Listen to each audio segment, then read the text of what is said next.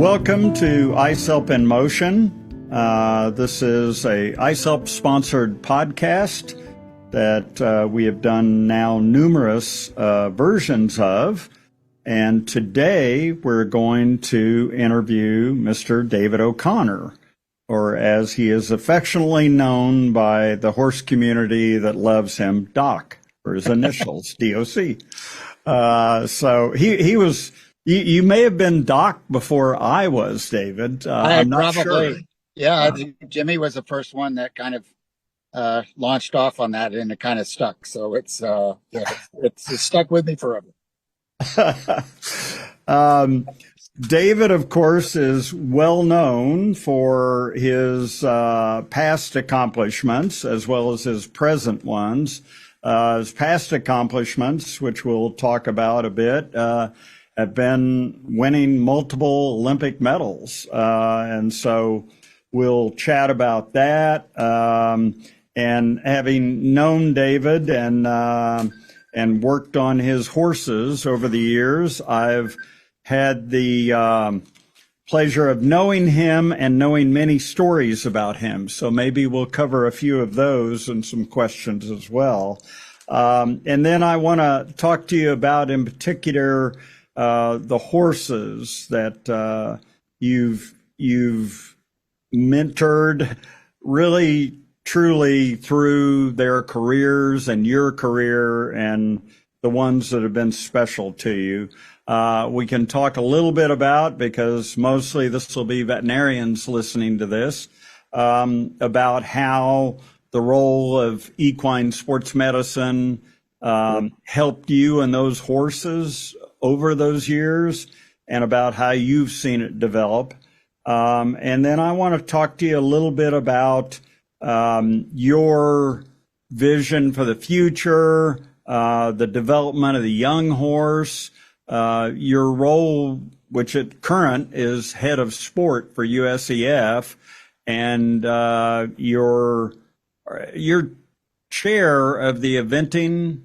Right, chair of the eventing committee for the FEI. So for the international international federation. So yeah. So David, and then last night I was at a meeting in Middleburg, and David's also the advisor to the military, who is purchasing the Middleburg training track and going to establish that as a permanent location for the Caisson horses that operate and participate in the funerals at Arlington National Cemetery. So, David, you've got a lot going on. Yeah, I don't sit still very well, so might as well fill the time. The Army thing has been a real honor to do, and it's been a great experience to be able to do that. One, who would ever have thought that you'd be working for the Army? But having them, really embrace where horse welfare is and their program, and knowing that they had to reach out to the civilian world to do that. And they've been very progressive in their thinking, and it's been a great project to be a part of. Well, I was very impressed at the Army's attitude and what they were planning on doing. Yeah. And there was, of course, conversations about bringing the local professionals into it. And so I see it as a real positive thing going forward. I think it'll take a while to get going, but I think it's tremendous. Now, you shared with me last night that for them to, in the Army structure, for them to recognize you as an expert, that they gave you an honorary rank. Do you want to tell us about that? I don't know. It's more, they felt like when I came in and they asked me to be a part of it after a huge summit, we got talking about authority. What authority did you have? Did I have to go through all the way to chain of command? If you were actually talking to a private, do I have to go talk to the lieutenant, to talk to the major, to and And they said, no, that's going to be pretty direct. And the fun part about it is that technically I'm a advisor to the major general on kind of a equal par there. So I've been in front of Congress, and I've been in front of Secretary of Defense and that kind of stuff, but actually then go all the way down to work with the horses, the soldiers and the horses. So it's kind of that whole full all the way through. And yeah, it's like I said, it's a different environment. They all call me sir, which is very hard to get used to. I keep on trying to say, just call me David, but they don't. It's all sir. And but it's been an education. It's been a great honor to be a part of it. That's for sure. Well, I think it's amazing. And then the other thing that you're, of course, staying plenty busy with is the head of sport for USEF. And I know you're soon to go over to Aachen to the World Equestrian Games, where there are numerous U.S. teams participating. Tell us a little bit about that. Yeah, I've been involved with the USEF for, I don't know, 30, 40 years now almost, between I first did the committee work. And then, I was president there for 10 years and then went off into the coaching side and coached teams, coach Canada, coach US. And they called me up and they felt like there was a need for a strategic look at sport to make sure that it aligns with everything. And so they called me up and asked if I would come back to work. It wasn't really on my radar screen at all. And first office job I've ever had in my life. I didn't have a big enough business to have an HR department, so that was quite interesting. So it's my first corporate job, and it's been good. It's a very strategic job because we've got great people in the department and really good people in the USEF. So it's been very strategic about creating some products anywhere that we can make entertainment products. So the U.S. Open would be the thing that we created right out of the bat. The horse welfare side, we've gone very, very strong down and, anywhere from changing rules to, making it a conversation straight across the board that everybody has now. And I think bringing it to the forefront has been a good thing for everybody to have everybody's opinions come in. And that, the social license to operate and the horse welfare it's a big part of the future of the sport. So it's those type of things that been very involved in, and it's a great group of people to work with, and everybody's just trying hard. You're not gonna get everything perfect. That's true with anything, but it's a very good, dedicated group of people all the way through the organization that are trying to do their best for the membership. Well, and I think, like I say, I know you're headed over to Aachen to the World Equestrian Games here soon. And of course, you have been there before as a competitor and a member of the eventing team many times through World Equestrian Games, Olympics, and that sort of thing. So give us a lead in. How are the eventing team going to do this year? I'm actually quite excited about it. It's a very strong team, and they've been over the last literally 3 or 4 years. I think they've kind of it feels solid. They're good competitors. They're starting to win on the international stage, which hadn't happened a long time ago. Just normal events. And if you're not really winning on the international stage, you can't expect to go win at the championships. And so, they're starting. A couple of them are starting to be players on the international stage, and you put them together teams. So I'm really optimistic about what they can come home with next week. I go over on Monday. We've got staff there right now setting up. The horses leave, go over there, arrive on Tuesday.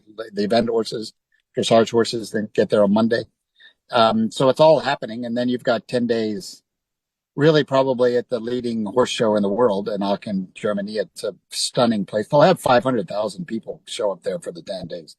The best of the sport is all in one place. So that's always an exciting thing to be a part of as everything. It's nice not having the nerves of it riding. I just have the nerves of it for having everybody else, and their success. But you probably don't miss the riding, the nerves of the riding. You miss the riding, but the nerves of the riding, yeah, that's okay. I've been there, done that. Yeah, I remember you and I on team trips occasionally wandering out, trying to find a pub that actually had cold beer, which was a hard thing in England to find. But dampen those nerves a little bit. Yeah. All the Okay. riders, even the most sane, and you were probably the best of the lot. And but I always said the riders go nuts on the lead up to an Olympics or Totally. World Equestrian Games. Yeah. And I mean, it's been something that's in the forefront of your mind forever, for a long time. So the nerves of not the nerves of being scared, but the nerves of just wanting to compete well and do your job. And that is, that's a big part of it, being able to get all those butterflies to fly in formation, instead of just having butterflies. So, that's a big part of the sport psychology is part of sport, just like any other sport does. Um, where, you talk about sports like, 100-meter run, where a winner is going to win by 0.1 of a second. I mean, it is very much at that level. The mental side of it is a very, very strong point about competing well, and especially when you think about a horse, who doesn't know that Aachen is next week, doesn't even know that Aachen's tomorrow. And for you to keep your cool and have them, you keep bringing them along, and have them comfortable and relaxed and preparing them mentally and physically for that job, because as I said, they don't know it's next week. And so having, control of yourself, that mental control, that self-discipline is really important. Because they're, of course, reading off of you and through you. And Absolutely. if you're calm and collected and ready to step up and do the job, then that's exactly what your horse is going to do. Absolutely. Yeah, no, the self-control and the mental self-control is such a big part of competing at that level. Competing of any level with any horse.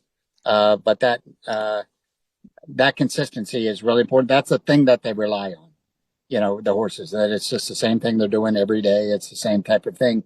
Not that suddenly when you get into that environment, you feel like you have to go to 120%. Where I always had a philosophy that I wanted to be the best in the world, really competing at 80%, right? Because if I was on 100%, I was literally kind of on the edge of the line. And I just wanted to be able to, my 80% being better than a lot of others people's 100%. And I think that was one of the keys of being consistent, and then the horses always felt comfortable. Yeah. Now, you had multiple great horses through your career. The two I got to deal with you the most on, and kind of at the peak of your career, were Custom Made and Gilt Edge, or Taylor and Tex, Oh, yeah. The boys. the boys. And you and I talked often about what it took to maintain these horses, and you were a tremendous student of that. And I thought, that's one of the reasons I enjoyed working with you so much and the horses, is that, you would ask me, okay, yes, we can do this. Is this the best thing for the horse? Right. And I think, numerous aspects of that are important and play out, and are everything you've been talking about: license to compete, license to social license, all of that. So tell me, on those two horses, what are your favorite memories of each of those two? Fun enough, they were so different, the two of them. One was Custom Made was such a powerhouse. It was probably the strongest, most scopy, most gallop horse that almost, he wasn't necessarily the fastest, but he never got tired ever in his life. I mean, he was a complete metabolic machine. And so, just strong, and Gilt Edge was the technician. He wasn't as strong. He didn't have that type of scope, just natural scope. But, every picture that I have him at any of those big championships, he's a foot and a half above everything, and not even over jumping, just jumping. So he was a real technician, real smart, biggest heart, I would say, just trying. Yeah. Yeah, that was a funny part about it, is that the two of them, they were so different, and they both at the same time, and I think Custom Made got more recognition because he tended to win the big, huge competitions that you won, the Olympic Games in Badminton or Kentucky. And Gilt Edge was the team horse that was always, he was usually the top American. He was always in the top five, but never crossed that line except for winning Kentucky, into being one of the top three. And so he was always just Mr. Reliable, just show up every day, show up for work every day, loved competition he just turned into a whole nother horse at a competition, within himself. And so having the two of them it was great.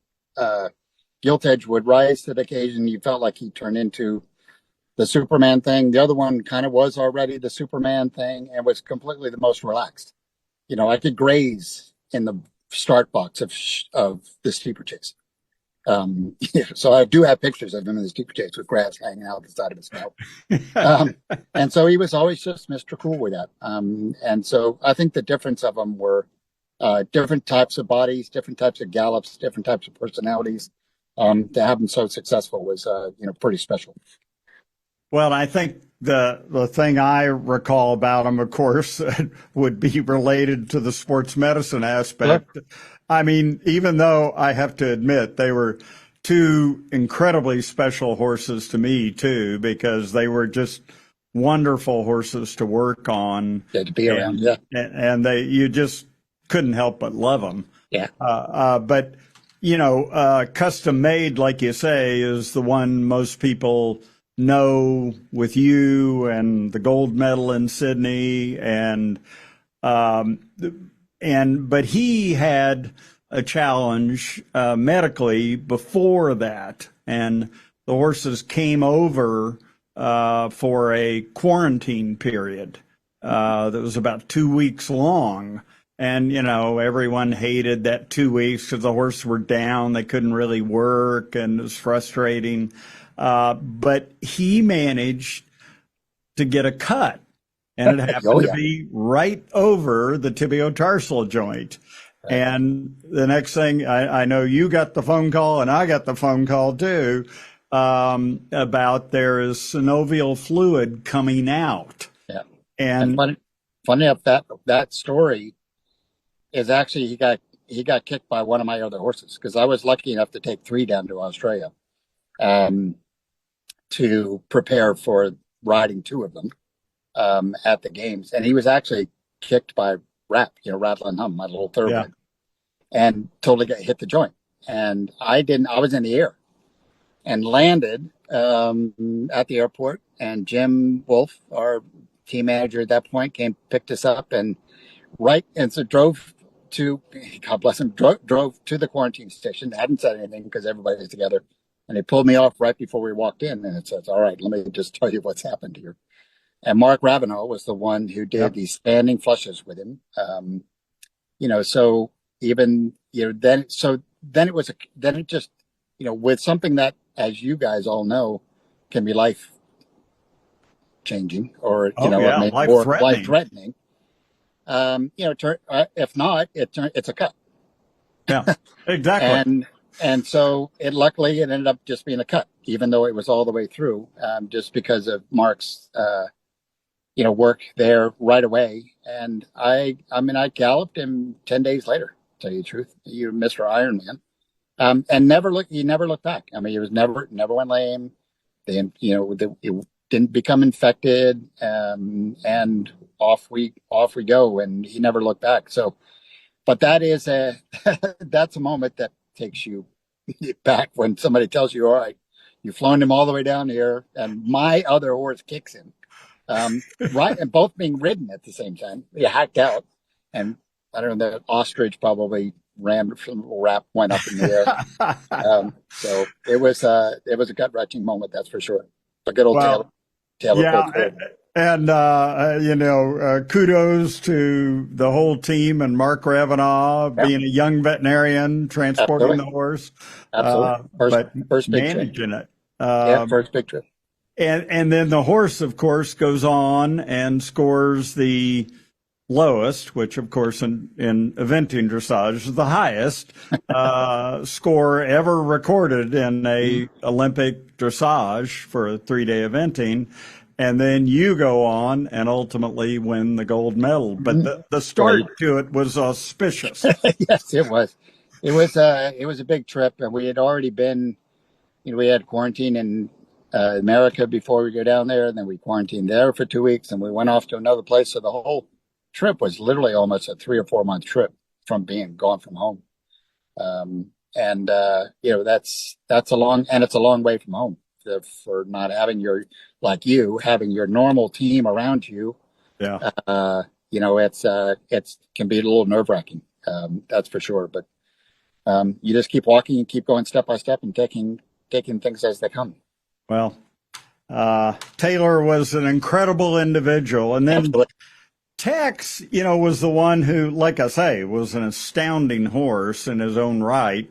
Maybe never quite got the press that Custom Made did. Yeah, and fun enough, he's got more medals than any other horse in eventing I think he in his needed career. a better press agent, David. I mean, Could be. I think that was it. But that horse, of course, was one that I think you and I both learned a bit in that he struggled with ankle arthritis. Yeah. And he had a set of films on him that, I'd look at and kind of grimace, and then I'd go, well, I need to show David this. And, and then we'd talk about it. And of course, nowadays we have so many tools. Sure. We could have employed successfully there, but the tools at that time were relatively limited. It was pretty much hyaluronic acid, cortisone, and that was really all you had. The orthobiologics, PRP and A2M, all that was in the future. And we also, couldn't at that time do some of the things that we can do now with polyacrylamide gel. And, we just didn't have the tools. But the thing that you can never predict, you can go ahead and inject the joints, give them an appropriate rest period. That's what we could do. And you were tremendous about that in saying, okay, if he needs the rest, he needs the rest. And I said, yeah, we can inject it. We'll give him the rest, and then we'll find a way for him to come back. And that horse came back and went on. And yeah, fun enough, he was never that late. He was never lame in a competition, ever. Never missed one.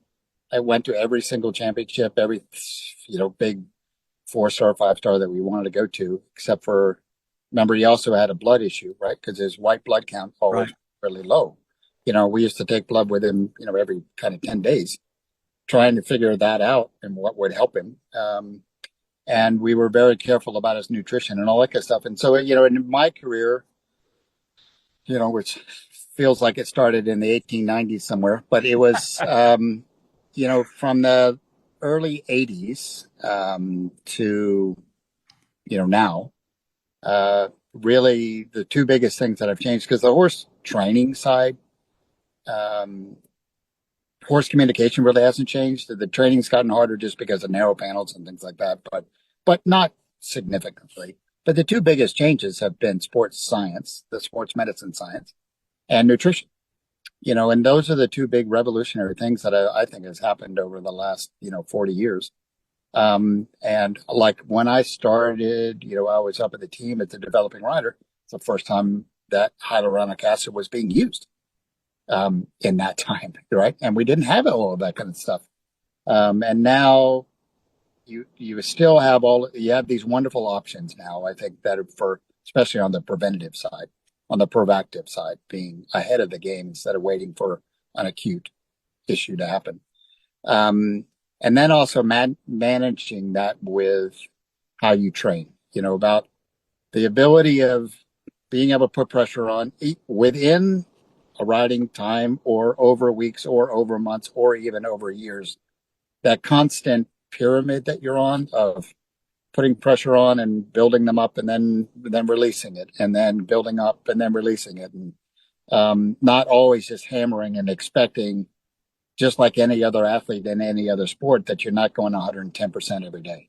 And that up and down thing is the thing that I think keeps them physically, healthy and mentally healthy. And if they're mentally healthy, they're going to be physically way more healthy, I think, and so having that team aspect of having everybody work together. So when, with and then nutritionists and our farriers, that we had with Paul and Randy, who were everybody working together for all that stuff. There wasn't really one person that was left out of the conversation because everybody had a part of it.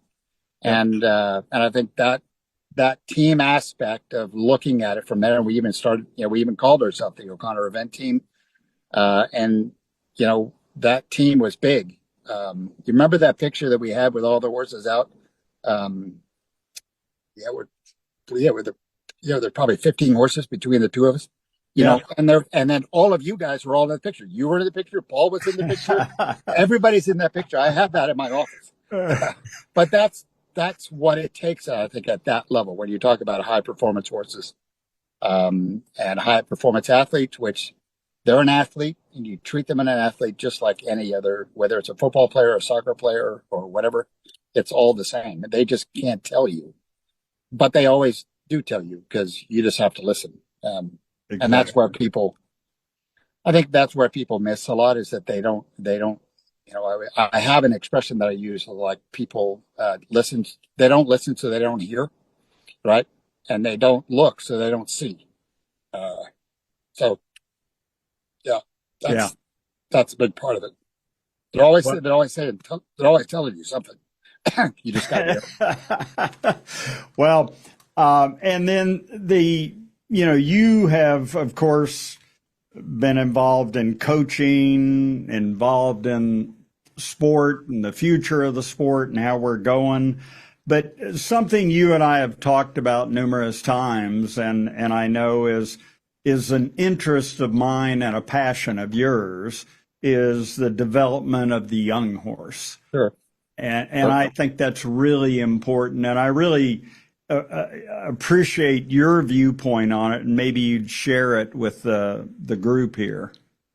Yeah, the developing, I think it's developing any athlete. So when I'm just going to go the athlete thing before I talk about a horse thing. So sure. When you talk about, somebody coming up through a high school and then being able to come through college, maybe with some exceptional talent, but then they go play in the big leagues even early, right? And they can't keep up because their body's not ready for it, and so I think if you go back and study big athletes, you'll have, that's always the big deal, especially with longevity. And horses are exactly the same way, is making sure, that one, they understand the language, that's a big deal between humans and horses. And it's up to us to understand their language and that communication, and introducing games to them that they enjoy. And like, I'm a big person for a young horse, in our level in eventing, we kind of go up through the levels, and the middle level is kind of that training modified look. I really don't care how they jump at that point in the style, when they're 4 and 5, even beginning at 6 years old, because I don't really care. I just want them to enjoy it, and that they go down there like, this is fun, and they're going to do weird things. And then as their training and their strength and their body catches up, then that technique gets better and better and better. So giving the time and the patience for step by step for the body to be able to catch up with the dynamics that are happening, and ligaments, muscles, understanding.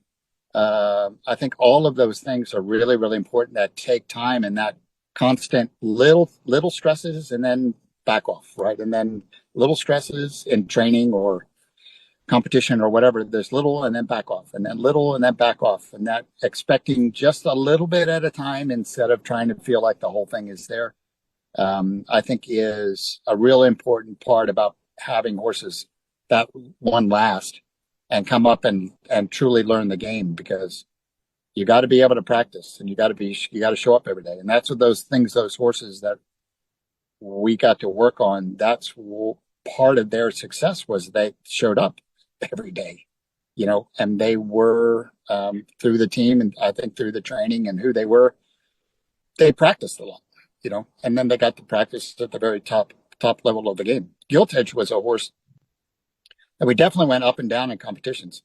Once he was a 5-star, then 4, but now a 5-star horse. Once he was a 5-star horse, it then kept going at the 5 stars. I go down and do a lower level of competition, or go up and down until the very end of his career, where it didn't make any difference because he was so strong and so good about what he does. And we do that with a couple of the horses we have now. I have a little thoroughbred called Phelps, who's been a 5-star horse. Now he's done 4 5 stars. But a lot of times, right before we run him in a preliminary and intermediate as his last run. And he just goes up and down and up and down. And, he's a fantastic cross country horse. So I think that up and down side of the training, releasing the pressure, releasing the physical side, releasing the mental side, and then building it up and then releasing it again, is that accordion side of keeping horses happy, and then therefore, sound and, strong for what they do, so that it's easy for them, because we want it to be easy for them.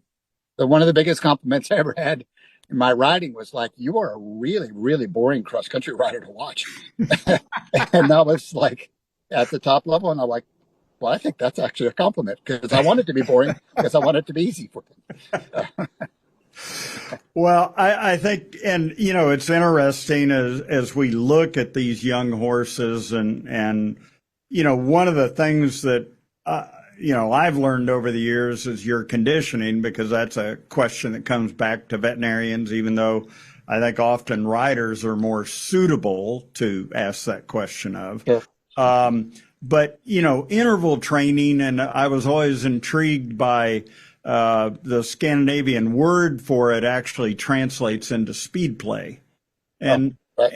and that was exactly the point. And you made that point to me numerous times. We're not out here grinding them down. Right. We're letting them have some fun and they enjoy running, but they can't keep doing it, and they can't do it under too much pressure for too long.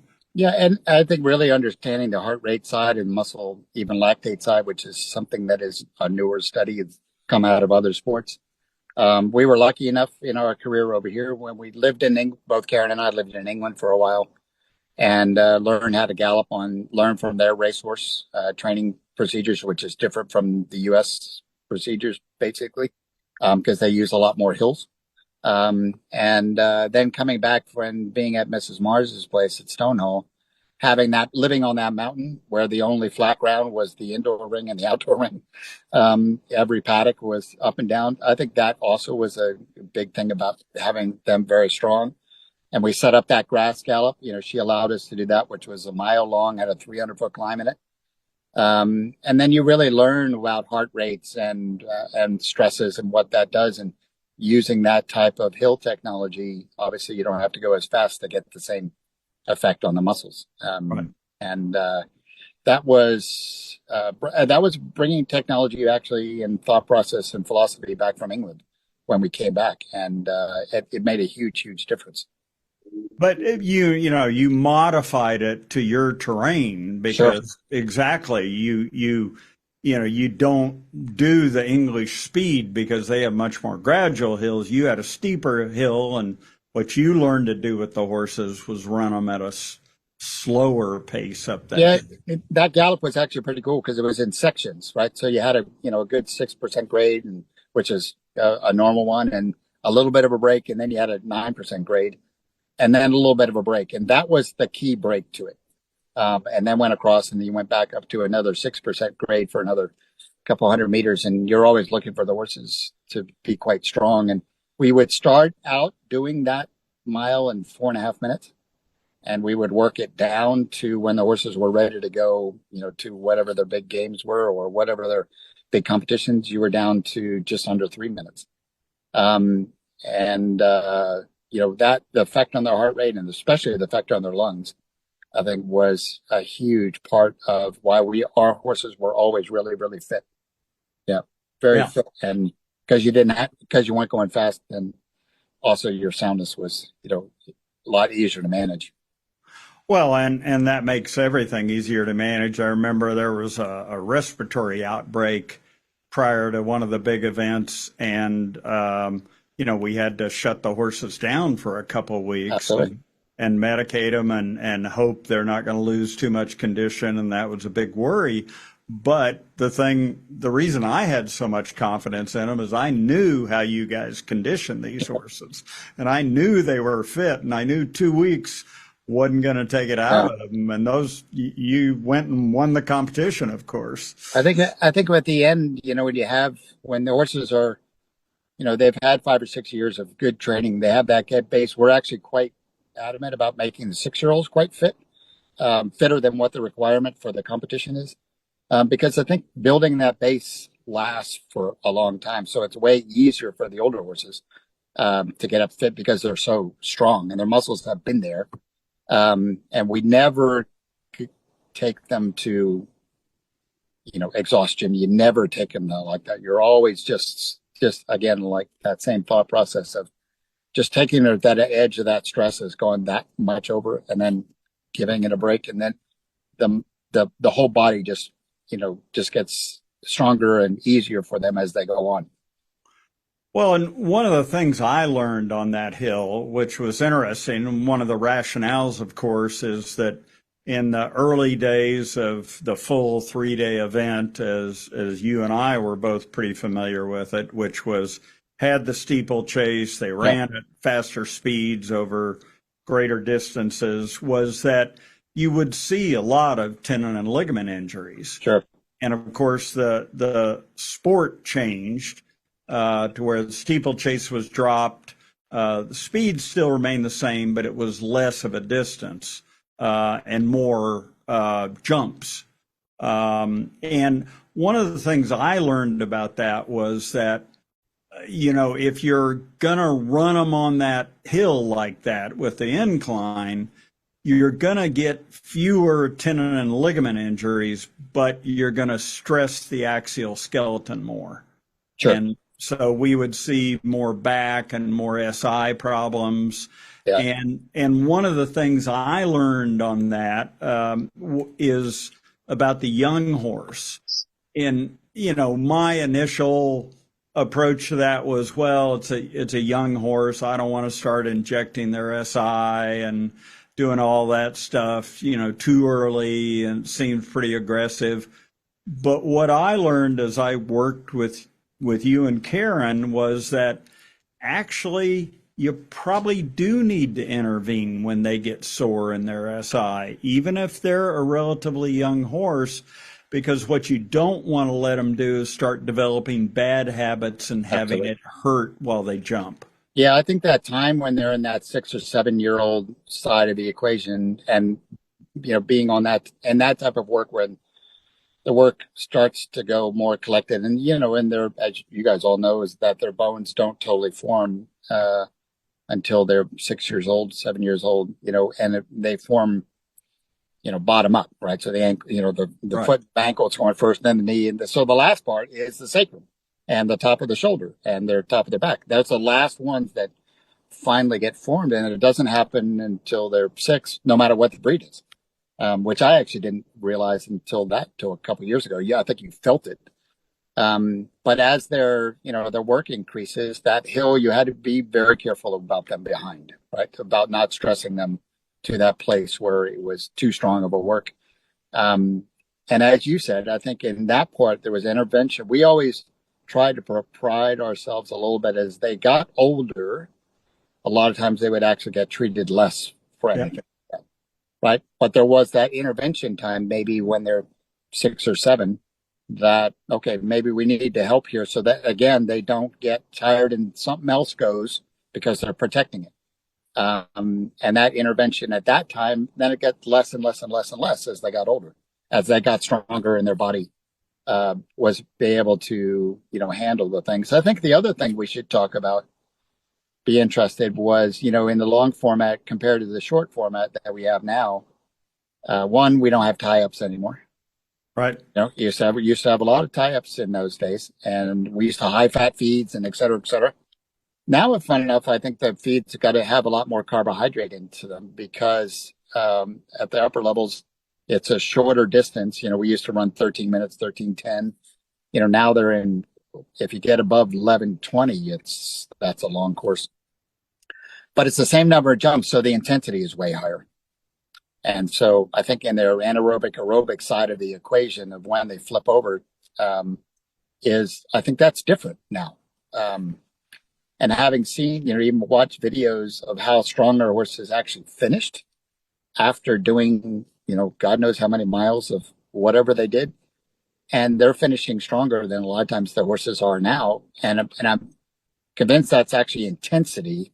It's actually not about the distance. And so I think it's harder. I think in some ways it's harder from a aerobic point of view. I think the sport's very, very hard. And I think you can train them maybe a little bit different to try to expand their aerobic side.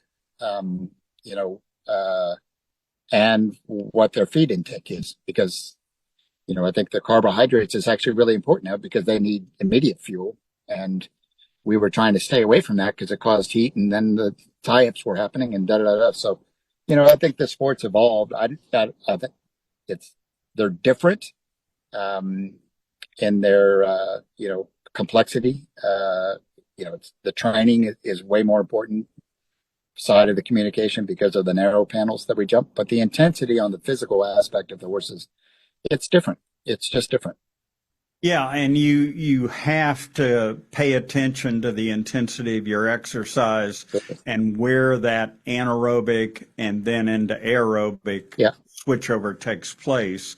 And I agree with you. I think nutrition is playing a much more crucial role, and we're much more sophisticated about it nowadays than we were back in the older days. So yeah, I'm with you on that. I think I'm still trying to figure it out, but well, same with us. Like we used to never feed alfalfa, and it's maybe an alfalfa mix, right? But we feed a lot more alfalfa now. One, because of the gut, the legume gut side, but also that having that little bit of the extra carbohydrate side to it, we've shown it to be very, very beneficial for them to be able to keep their their muscle structure and things like that, which is, very different from where we were 20 years ago, where we were trying to stay away from it because of that carbohydrate side. No, I believe it's the ideal forage nowadays. Yeah, I do too. We actually go with a lot with it and have had great benefits from it. So yeah. Well, David, we're not going to keep you too long. I know you've got to get back on the road. We appreciate Lexington. Pull over and giving us a little bit of your time. And I've certainly enjoyed chatting with you, and maybe we can catch up later and you tell us more about your Aachen trip. I'll do that. Yeah. No, it's been a joy. Thanks for inviting me on. You could talk about this stuff forever. Well, appreciate it. And thanks to our guest, David O'Connor, and Doc, knock 'em dead and knockin'.